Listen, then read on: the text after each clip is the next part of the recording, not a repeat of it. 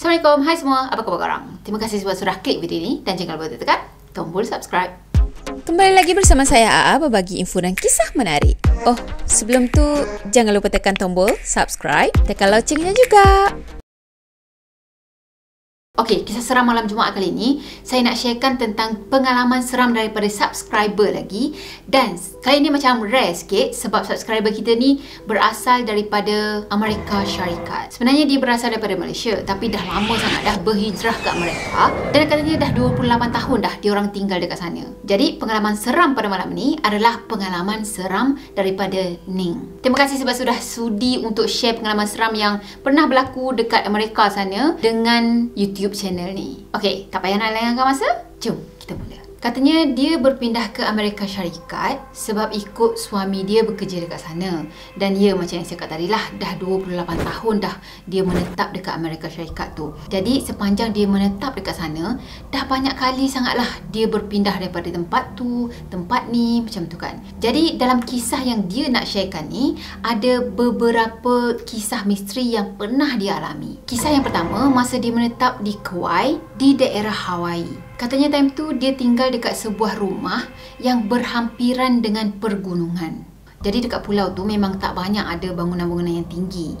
Banyaknya rumah-rumah yang berhampiran dengan pantai. Orang-orang dekat pulau tu pula terdiri daripada pelbagai bangsa. Katanya ada Hawaii, ada daripada Filipina, Jepun, Korea, China dan juga ada yang berbangsa Inggeris. Jadi masing-masing pun ada kepercayaan masing-masing kan. Bila dah hidup bercampur macam tu, mungkin sedikit sebanyak dia orang punya pemikiran pun dipengaruhi juga. Jadi katanya banyak jugalah kepercayaan mereka. Jadi cerita tentang Ratu Gunung Berapi ni katanya terlalu panjang. Jadi mungkin dia akan sharekan di lain hari. So kalau korang semua nak dengar cerita tentang cerita hantu gunung berapi Ratu Gunung Berapi ni, so kalau korang semua nak dengar cerita tentang Ratu Gunung Berapi ni, silalah komen dekat bawah dan juga kita sama-sama seru Ning daripada Amerika Syarikat ni. Okey, dalam kalangan mereka juga ada yang percaya nenek moyang diorang ni akan kembali dalam bentuk haiwan. Maksudnya mungkin dihidupkan balik macam tu kan, tapi dalam bentuk haiwan. Dan setiap pelusuk tempat daerah situ, diorang percaya yang ada penghuninya.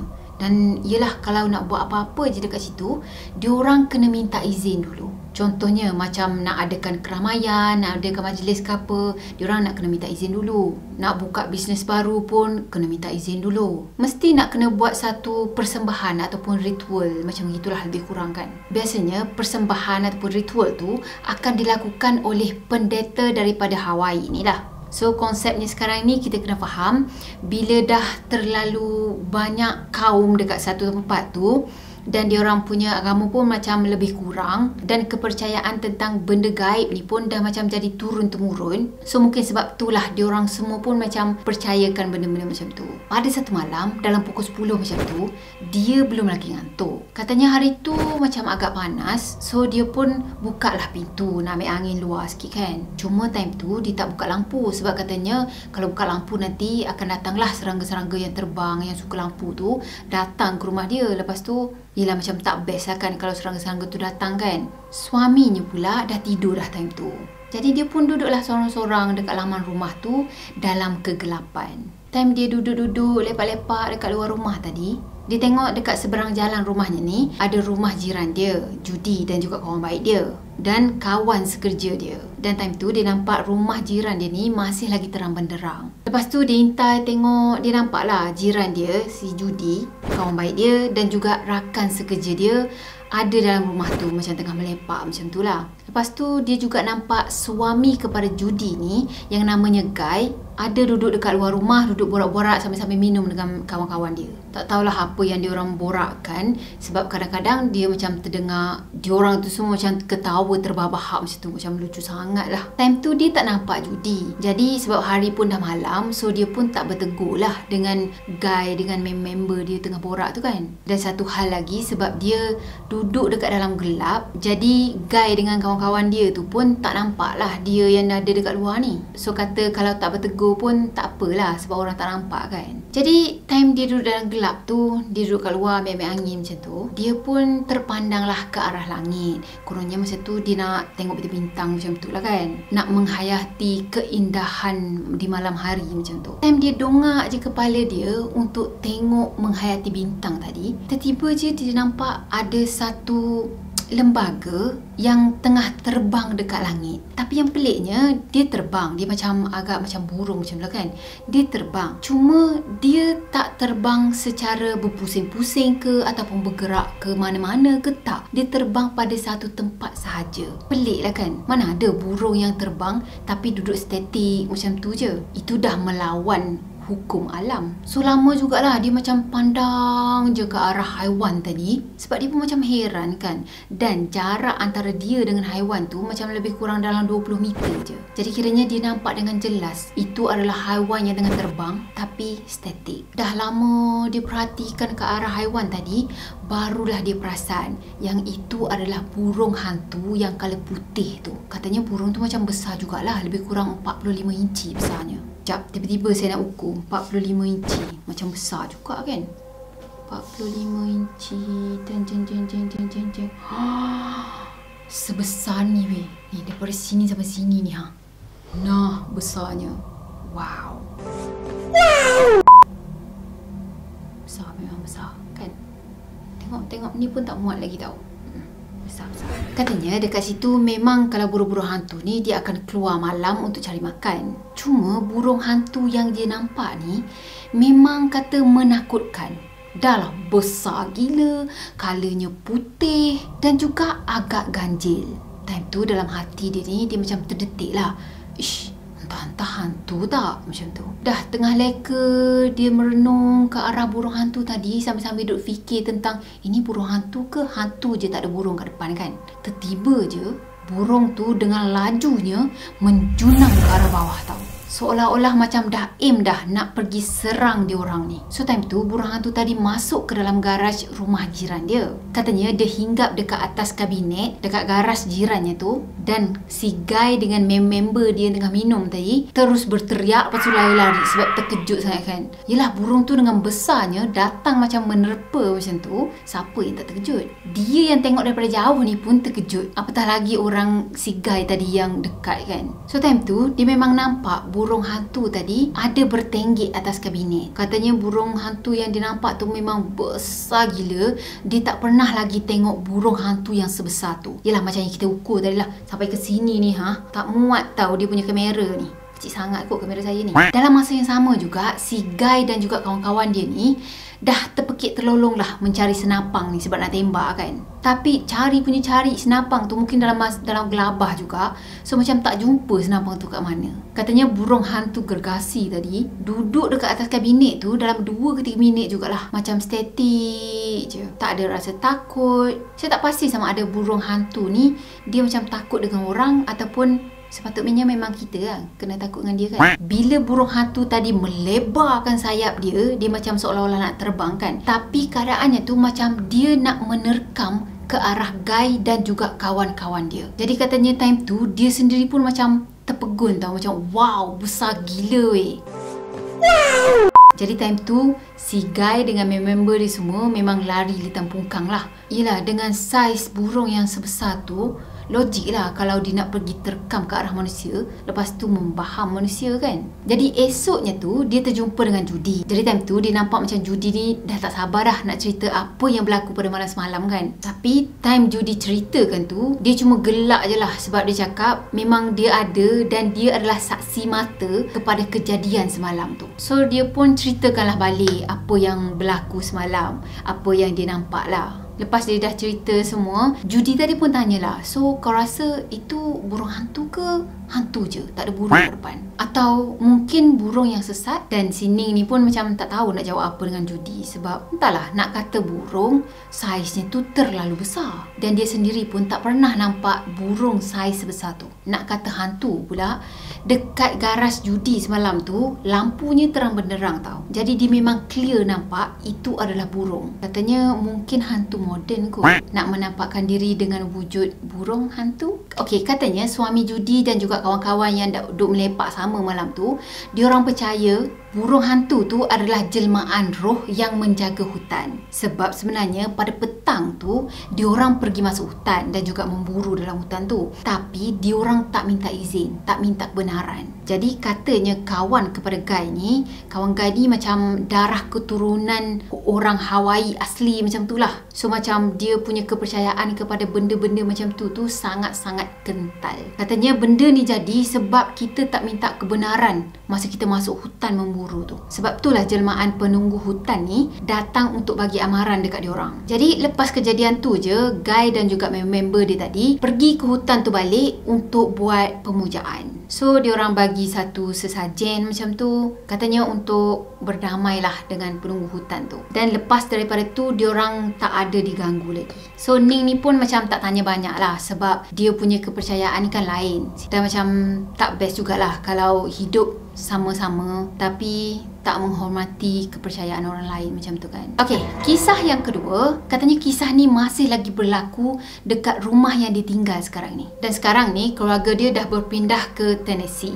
Tak lagi tinggal dekat Kauai tadi. Jadi keluarga dia dah berpindah dekat sini lebih kurang 8 tahun dah. Katanya dia ada seorang anak lelaki yang berumur 19 tahun yang sekarang ni ada dekat college, dan dia ada 3 ekor kucing yang namanya Buba, Bella dan juga Bobby. Tapi bukan Bobby Icon. Tiba-tiba dah masukkan juga. Jadi katanya pertama kali dia melangkah masuk ke dalam rumah ni, dia rasa macam aman, tenang je. Kiranya aura daripada rumah tu pun macam bagus lah kan. Tapi macam biasa, sebagai seorang Islam, katanya dia kena buatlah apa yang patut. Macam baca doa, buat solat hajat, baca ayat-ayat Al-Quran, dan dia amalkan apa yang diajar oleh ibu dia untuk pagar 4 penjuru. Dan dia amalkan apa yang diajar oleh maknya untuk pagar 4 penjuru dengan ayat kursi. Katanya kerap jugalah dia nampak macam kelibat-kelibat hitam macam tu. Dan juga kadang-kadang dia macam terbau sesuatu yang wangi.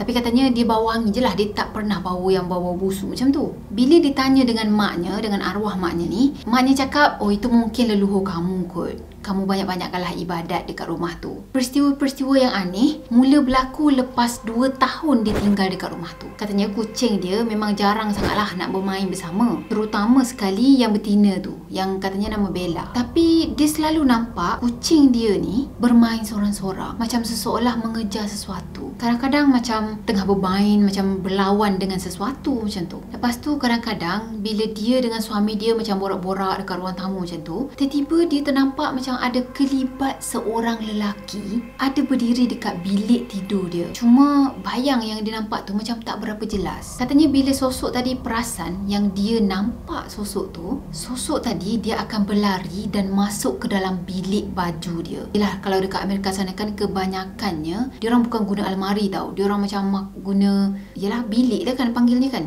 Bilik, buka pintu, bilik.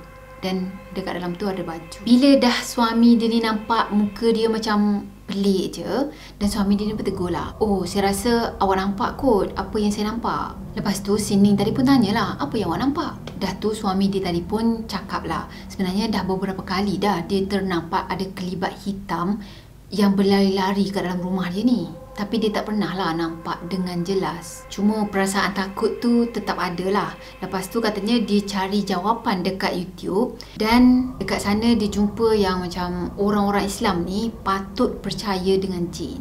So suami cakap mungkin itu adalah jin. Ning tadi cuma tersenyum je lah sebab dia tahu tentang hal tu. Cuma suami dia kan macam mu'alaf. Jadi bila suami dia ni cuba untuk faham situasi tu, dia macam, yalah, dia tersenyum lah. Kalau saya jadi dia, saya rasa macam, oh bangganya macam tu kan. Tak lama lepas tu mungkin dia ngadu dengan ibu dia ni, dan ibu dia ajar cara-cara untuk meruqyah rumah. Jadi dia mengamalkan benda tu selama 7 hari 7 malam.